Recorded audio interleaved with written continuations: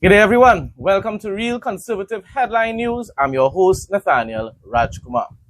National Parent Teacher Association, NPTA, President Walter Stewart praised Education Minister Dr. Michael Dowlatt for what he called a Herculean achievement in school repairs ahead of the start of the new term.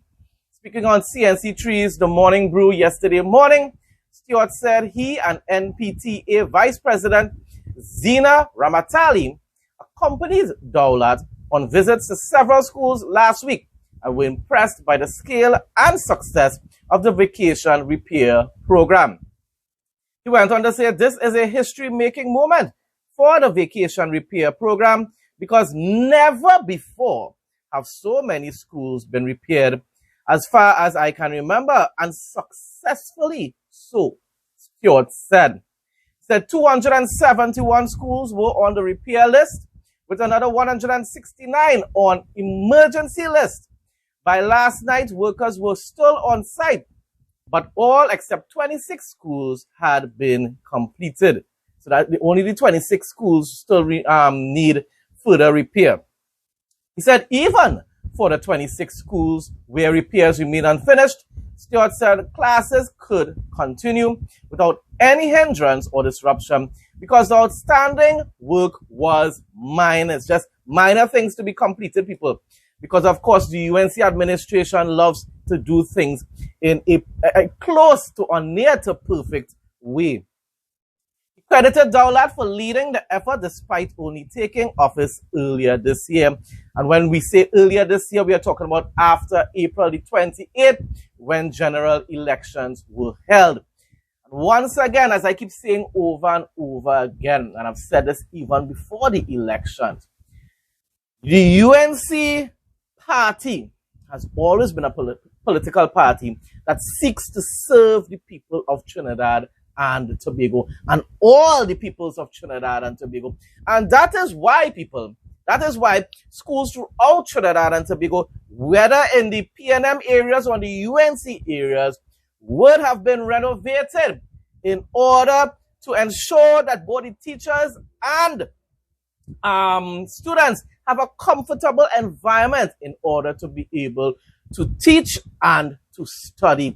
Wonderful. And we must give thanks, of course, to our leader, Prime Minister, we the people's Prime Minister, Kamla Persad-Bissessar, for ensuring that all the promises, or a lot of the promises that were made during the campaign trail are being fulfilled bit by bit.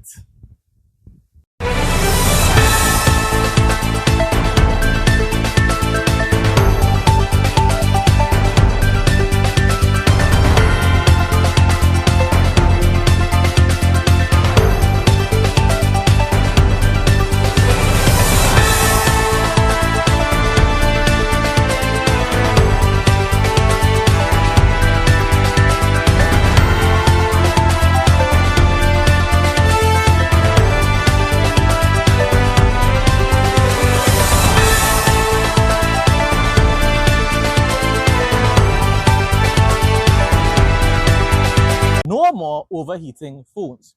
Cool your phones in seconds. Prevents damage to phones and battery issues. Better gaming experience and streaming. USB powered and fast charging. Lightweight and quiet. Ideal for kids and adults. Works with all smartphones. Makes a great gift. Enjoy free island-wide delivery.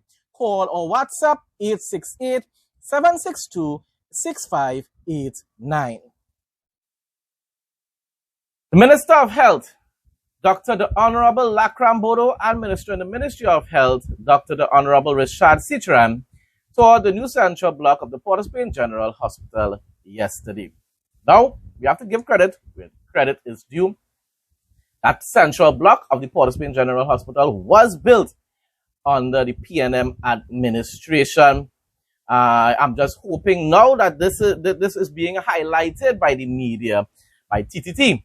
It means that most likely it will be officially utilized, and therefore the public will be able to benefit from services in that area of the Port of Spain General Hospital. Rest assured, people, rest assured that the hospitals throughout Trinidad and Tobago will receive significant upgrades during the next 5 years under the Kamla Persad administration. A lot of new hospitals will also be built, schools will be built, police stations will be built, just as they did back in the 90s and between 2010 to 2015. A 50-day artificial limb fitment camp is scheduled for October to November 2025, courtesy the government of India. I reported a couple of weeks ago, I believe, that India did make that promise, and of course it's being fulfilled now. Thanks to Prime Minister Modi. The limb camp will provide free prosthetic limbs to 800 beneficiaries. That's a lot of people, and is being organized under the patronage of the Office of the Prime Minister in collaboration with the National Council of Indian Culture, NCIC. We must thank the Prime Minister of India for fulfilling that promise to us here in Trinidad and Tobago.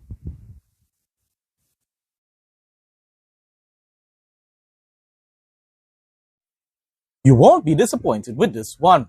Look and feel great every day. Painless trimming with no pulling of hair guaranteed. Comfortable to hold and lightweight. Intelligent anti-pinch system. Safety travel lock.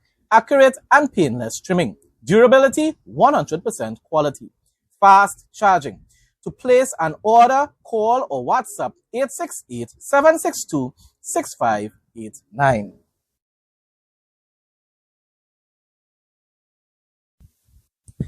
My favorite time of the year is here. My sister's favorite time of the year is here. Christmas season basically in Trinidad starts when it's Parang season. Parang season is here, and the National Parang Association of Trinidad and Tobago is ready to celebrate Parang History Month with an exciting lineup of events. Association President Alicia Jagasa, First Lady in Parang, says that inclusion is a key part of this year's celebration. New prizes in the individual categories will be introduced, creating more opportunities for both senior and junior paranderos. Love it. I love my parang music. My sister loves more traditional Christmas music, but I love both. I love traditional Christmas music and parang. I love my parang, especially authentic Spanish type of parang. Soca parang too. I just love that kind of music. 175 young citizens, ages 18 to 35, recently participated in the Ministry of Sport and Youth Affairs UTech program, gaining hands-on training in areas such as culinary arts, barbering, nail technology, makeup artistry, event decoration, and more. Culinary arts. You can make a lot of money when you go into that field of work. I have a friend of mine. He is an excellent chef. I have a family member and all who is also a qualified chef. The ministry is committed to empowering the next generation with the skills, training, and opportunities to thrive and contribute meaningfully to national development. And of course, as I keep saying over and over again, it might sound as though I'm being redundant, but under the Kamla Persad administration, under the UNC, that's exactly what you're going to see throughout the next 5 years. Investing into the youths, investing into the people of Trinidad and Tobago. This year, the festival is designed to be more inclusive, ensuring that every band has a fair chance to win prizes, regardless of their overall position in the competition. What we mean by that, we will have the first, second, and third prize winners. However, we have individual categories. Best Announcement, which is Best Birth Song Original. We have Best Carol this year. Bands are required to do songs celebrating the announcement, the birth, and the tune of choice must be a Christmas carol, tune of choice done in Parang style, and you can be as innovative as you wish, but once it is done in Parang style. So we have Best Carol, we have Best Dress Competition, we have Best Percussion section or Rhythm section, because I was told that, we always give prizes to the Best Quattro, but what happened to the to the engine room, you know. So we have best choreographed presentation, best lead vocalist female, best lead vocalist male, best lead instrument, not the mandolin. We removed the mandolin because the mandolin is considered one of our traditional instruments, and there are so many bands now having different instruments, whether it's flute, whether it's pan, which acts as their lead instrument. So we removed the mandolin, and we have best mandolin in a category by itself, best box bass, best quattro, best marac. In this way, even if you come first, second, or third, it doesn't necessarily mean that you are going to win best original composition, or you may not be the best choreographed group. It might be a group lower down with less votes, right? So in this way, we stand a chance, and everybody has a chance of winning something for the evening and still have their own bragging rights for whatever area in which that they excelled in. So we look forward to Festival 2025. So that's just a little capsule of what we'll be doing for 2025. And of course, we're looking for sponsors. We're looking for plenty of sponsors because we really want the prizes to be attractive to the paranderos. And this year, we aim to rekindle the spirit of the days when neighbors looked out for neighbors and community meant one family. And it's time that we as paranderos and the entire parang fraternity unite and become that one family that we are used to. The Ministry of Works and Infrastructure, through its program for upgrading roads efficiency pure unit, has achieved a significant milestone with the upgrade of the Papuri Road Bridge. The team has completed the bridge, which is now open to traffic. The next phase of works will focus on protecting the surrounding riverbank to prevent erosion, which could end up, Anyhow, this project reflects the ministry's commitment to building resilient and safe infrastructure that serves communities for the long term. Bear in mind, people, the UNC government has only been in office for about 4 months now. So you really, and I'm telling you, UNC has always been like this, that particular political party in Trinidad and Tobago. As they reach into government, they begin to perform. The Water and Sewage Authority, WASA, has completed works to replace 70 meters of sewer pipeline around Sutton Street between Prince of Wales and Prince Albert Streets in San Fernando. The upgrade, which began on September 5th, directly benefits about 200 residents and resolves a public health concern caused by an overflowing manhole. I just hope they begin those kind of projects in San Grande and in Babwande, up in your northeastern settlement, sometime this year. It will be lovely for my family members in Babwande to have a water supply for Christmas. That will be the greatest, one of the greatest Christmas gifts ever.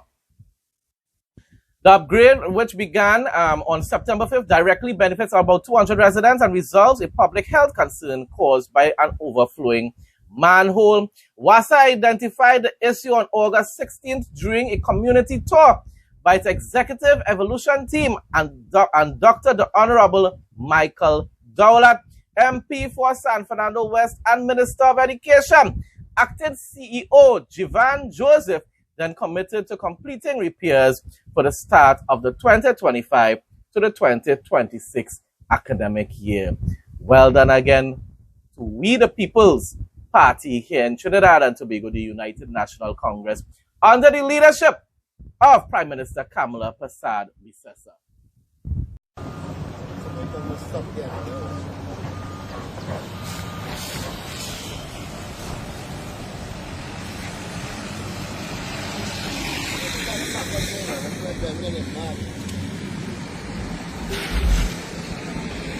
One foundation is aiming to help young people pursue their dreams of studying abroad. This, as the Era Mahabir Memorial Foundation is set to host its fundraiser featuring a theatrical presentation of Dreams Take Flight. Cast member Michelle Xavier explains the idea behind the initiative.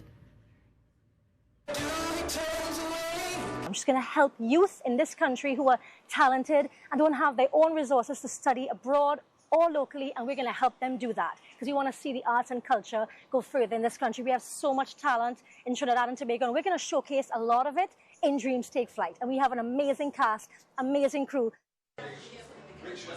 The Memorial Foundation builds on the work of its founder, Errol Mahabir, by creating pathways for gifted musicians to access formal training and mentorship. Through structured grant programs, the foundation said it will not only provide financial assistance, but will also monitor the academic and professional development of its recipients. This, is said, ensures that Mr. Mahabir's vision of empowering talent lives on. Regional news from Guyana. President Irfan Ali, who I believe leads very similarly to our Prime Minister Kamla Pasabi, says that they have that similar type of temperament about them, that personality, that character, that desire to serve. President Irfan Ali met this morning with head of the Gas to Energy GTE Task Force. Well, of course, that would have been yesterday. Winston Brassington, and received comprehensive updates on several components of the GTE project. On phase 1, which covers the 300 MW combined cycle plant, and the NGL facilities being executed by Lindsay Guyana Incorporation, the president was informed that the pouring of the first gas turbine foundation will take place, on Tuesday night. That will be tonight, September 9th. And that over 300 persons are currently employed on the project, providing employment for the people while developing the infrastructure of Guyana. Within the next 30 days, an additional 100 staff, more employment, will be engaged, and the concrete pouring of the remaining turbine foundations will be completed. On phase 2, which envisions a second 300 MW power plant, that is megawatt power plant, and NGL facility, President Ali was updated, and that 7 submissions have been received, and discussions are underway to finalize the pre-qualified firms before moving immediately to EPC and financing arrangements. The president was also briefed on the Wales Industrial Zone, where an updated map outlining existing and proposed energy infrastructure has been prepared, with land designated for a data center, ammonia, urea plant, and glass factory. Additionally, in relation to the 20 MCFD of gas to be allocated for a fertilizer plant capable of producing 300 TPY of area, it was agreed that discussions will be advanced with both international and local firms that have expressed interest. People, I have to give commendation. I have to commend people of the citizens of Guyana for making the right decision just a few days ago by giving Irfan Ali a second term in office so that he will continue to carry Guyana forward closer to first world status, closer to becoming the Dubai of the Caribbean and of our region and of South America. Wonderful. The University of Guyana Student Society, UGSS, is making its mark, ensuring that Guyana's youngest are equipped and ready for the new school year, which begins, that was yesterday. Last week, the UGSS successfully executed its Little Scholars backpack distribution. The UGSS underscored that this would not have been possible without the incredible love, generosity, and support from our UG community partners, parents, and students. His Excellency, President Dr. Irfan Ali, administered the oath of office to Prime Minister Brigadier Retired Mark Phillips and Vice President Dr. Bharat Jagdeo during a ceremony at the office of the President on Monday. Congratulations to both of them who have served well during Irfan Ali's first term in office. President Dr. Irfan Ali met with Suriname's Minister of Foreign Affairs, the Honorable Melvin Bova, at State House today to advance, that was yesterday, to advance development initiatives between the two countries. Discussions focus on Guyana's commitment to the Quarantine River Bridge project, collaboration with Suriname to resolve issues affecting fisherfolk, improving the efficiency of the Guyana-Suriname ferry system, and exploring joint investment opportunities. Once again, you're talking about improving relations between two countries and also continuing to develop the country at an exponential rate under the Irfan Ali administration. Jamaica College's Evans Tete and Pacers Cecil Heinrich cupped the male and female 10K titles respectively at the 5th staging of the MBJ Team Sangster Charity Run Walk in Montego Bay yesterday. In cool conditions, nearly 4,000 participants were energized from as early as 5 a.m. for the event at the Sangster International Airport. Congratulations to both of them. Some 60 buses were deployed today, well that was yesterday, in the rollout of the National Rural Bus Program. Transport Minister and that is going to benefit, of course, the individuals, the parents, and of course the students living in those countryside areas where transportation is difficult and also expensive. Transport Minister Darrell Vaz, along with Education Minister Dr. Dana Morris-Dixon and Finance Minister Fayval Williams, were among those in attendance yesterday morning to oversee the program. So, of course, once again, congratulations to Prime Minister Andrew Holness on winning his third term in office in Jamaica. And, of course, this program was began while he was still in his second term in office a couple months ago. No more overheating phones.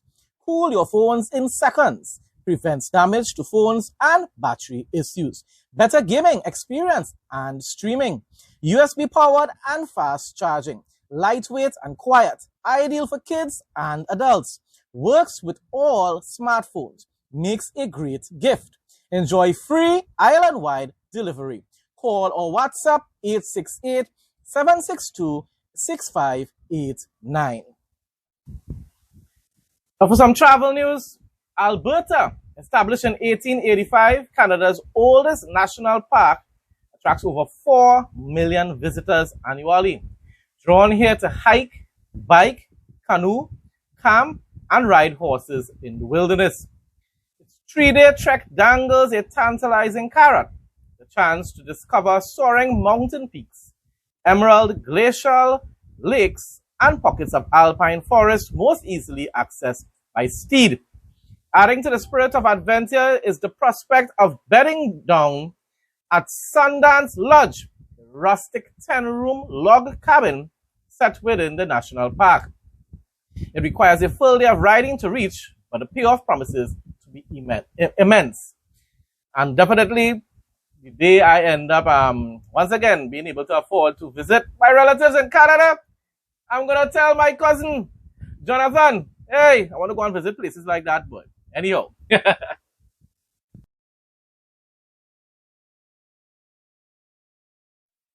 You won't be disappointed with this one. Look and feel great every day. Painless trimming with no pulling of hair guaranteed. Comfortable to hold and lightweight. Intelligent anti-pinch system. Safety travel lock. Accurate and painless trimming. Durability, 100% quality. Fast charging. To place an order, call or WhatsApp 868-762-6589.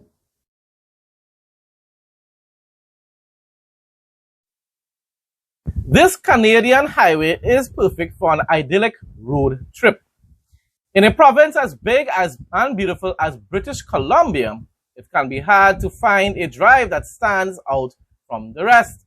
However, Highway 3, better known as Crow's Nest Highway, takes drivers through lush forests, semi-arid grasslands, high mountain peaks, and valleys.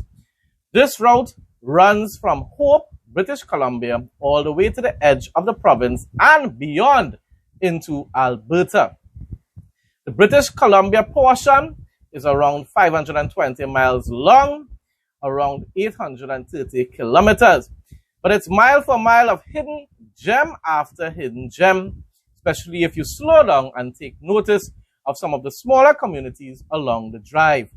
The drive itself can be done in one day, but if you break it up over a few days, you can explore the many wonderful sites, lakes, towns, and parks along the way. Once again, if I do visit Canada one of these good blessed days, I'm going to ask one of my closest cousins, Jonathan, Rajkumar. Can't wait to see some of these places now, bro. All right, nice. Folks, that brings us to the end of today's news headlines. Thanks again to everyone who continues to support my content. Please like, comment, share, and subscribe. Stay blessed and stay safe most of all. In Jesus' name.